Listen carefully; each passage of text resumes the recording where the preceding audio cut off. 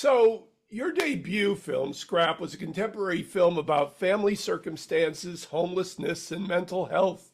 And then your next project is a gothic Victorian creep factor film called Séance, set in 1892 California. How did that story and completed film become your sophomore production? It's a very good question. 'Cause these are very different films. Well, so what ended up happening was as we were I was trying to get the money to make Scrap, and this was back in like I think just before the pandemic, and it was a hard film I think to make your first film because it's not something that is inherently low budget. I mean, in Scrap, I think we had like over 24 locations Oh, all wow. over Los Angeles. Yeah. So it's not like something where you're like, oh, well, we just need a little bit of money and we'll shoot it in our backyard. Like, no, it's like, so it was just sort of an unwieldy, I think, kind of first feature. And so because that was part of the problem in getting the money, I was thinking, well, maybe I could write something that's like very contained with like just a few characters. Mhm. Um, but to be honest, I couldn't really come up with any brilliant ideas. I mean, I feel like, a lot of these movies, they just end up being like bad versions of The Big Chill. You know what I mean? Where you're just like, oh, everybody gathers for a wedding or a reunion or something. And so I was like, I don't really have anything to like add to that genre, so I Right. didn't know, I couldn't come up with an idea basically. And so what I ended up doing was I still have like all of my college play collection from my undergrad theater days. Very So good. I sort of had this idea to look back and kind of skim through some plays, some small cast plays. And I thought like, okay, well, if there's a play that is really great and has like three or four characters and can command an audience's attention for 2+ hours in a theater, maybe there's some themes that I can draw inspiration from, or maybe that'll spark something for me. So what I ended up stumbling across was this Strindberg play called Creditors, which like no one's ever read. I had not read it. It was just in a book I had with a bunch of other plays. And it's not like his best play, but it's about this married couple who are vacationing at a hotel kind of by the seaside.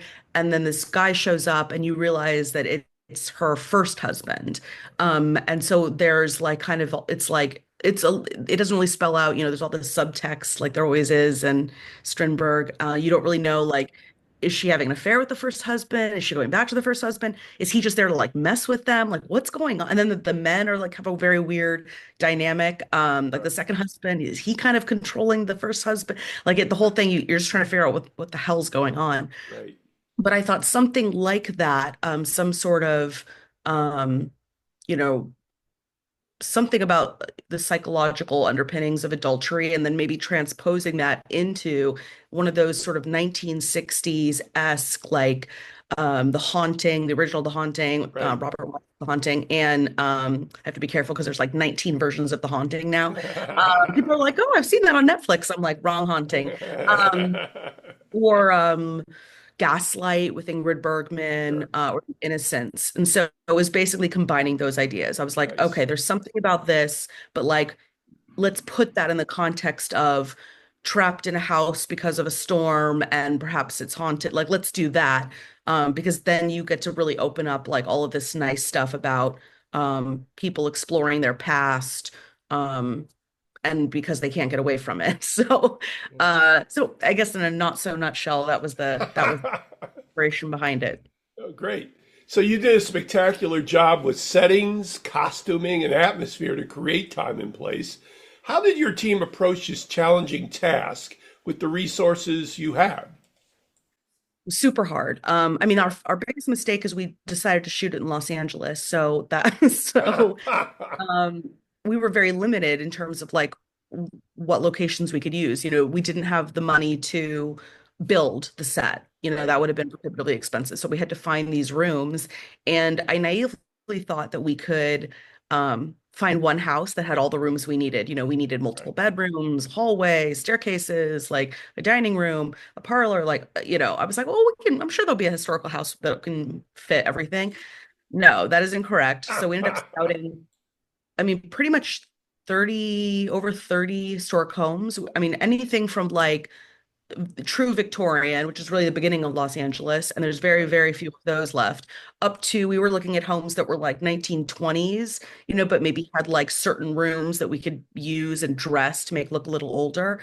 So we ended up filming in three different houses. So Wow. I think the challenge was for our production designer, Bree, who did an amazing job. Her name is Bree Jones. She had the sort of unenviable task of trying to, through paintings and tapestry and, furniture and fabric, like try to tie all of these rooms together. And I think she did a really good job. I'm Good. sure there's like interior design people who are like, that's not quite accurate, like that's the wrong wainscoting. But but we also knew this was not going to be like slavishly period. We're not, that's why there's no Chiron in the beginning of the movie saying what year it is, because it's Ah, sort of, the film doesn't really exist in the real world. It's okay. not as extreme as, let's say, like Crimson Peak, right? It's not that level of fantasy, but I think it does have a little bit of, even the way that we shot it, like a little bit of elements of like pushed reality. So hopefully that helps us get away with the fact that not everything was exactly the right year. So the mystery of the story and its labyrinth of relationships creates the drama. You talked about the Strindberg play, but what is your mark on the final narrative that is distinct in all It's yours? well, I mean, not to brag, but I will. It's all me. It's all me. Ah, The only there's in the scene where George and Albert are having their long conversation, where they're sort of sitting across from each other, talking about what it means to be a husband. right, There is um there's a couple lines that George has in his sort of monologue about like what men owe and how they always fail as husbands no matter what. And you have to kind of watch this crack that's going to appear because it'll only keep growing and then the creditors are going to come for you one day. Like there's a couple lines there that are actually from the play right, because I thought that would be fun to sort of slip in. sure. And where he actually does use the word creditors. But the rest of it is all me. And in terms of plot, um, yeah, no, the plot, there's nothing other than it, there kind of being something odd going on between the main female character and, her two husbands. Other than that idea, there's nothing in terms of Interesting. themes or plot points that are in the play. Interesting. So you give a notable creep factor performance as Lillian, one of the four people that make up the film. Is being the director and having a smaller cast easier when you're creating the character of Lillian, given your prominence in the story, or was it more challenging than the dual role in Scrap? Gosh, it was more challenging to do Séance, but only because Séance was a bigger budgeted film and there Ah, were just a lot more moving parts. Like Scrap, there were so many scenes where it was just me in the car. right, right. Um, and I think also, yeah, Scrap was just the way we filmed it was totally different. I kind of keep like joking that Scrap was like a velociraptor, right? And like Seance is like a brontosaurus. Like with Scrap, we're like nimble and kind of, Right. moving very, very quickly and like kind of, you know, um, running all over Los Angeles and like shooting very fast. Although the stuff at the, house and the roller rink, that was much more, those days were much calmer. Mhm. But then Seance, like, I mean, in Seance, we don't go handheld until like the very, very end when things start when we're sort of approaching the climax. But everything else before that is shot like on dolly or like, completely stationary. So the the way that it was shot was like much more methodical and like planned out. So Mm. they were just very different beasts. Yeah. But yeah, I think Seance was just harder because there were more things that like there were just more complicated sequences. Like, we had underwater work, right? Yeah, Like I'd right. never water Right. I before. forgot about. I love Um, that scene, by the way. yeah, it was really interesting. It was cool to like even learn how to do that, right? Like I'd Cool. never done that before. We Yeah, had a sure. grid, which is like a huge piece of equipment that takes, like hours to set up. We didn't have anything like that on Scrap. So it was just more things I had to keep in mind as the director. Um, Right, sure.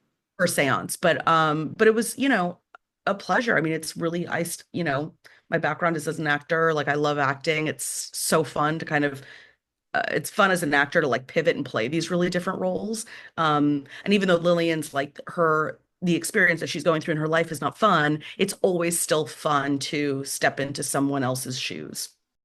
This is Patrick McDonald for HollywoodChicago.com. Copyright 2025.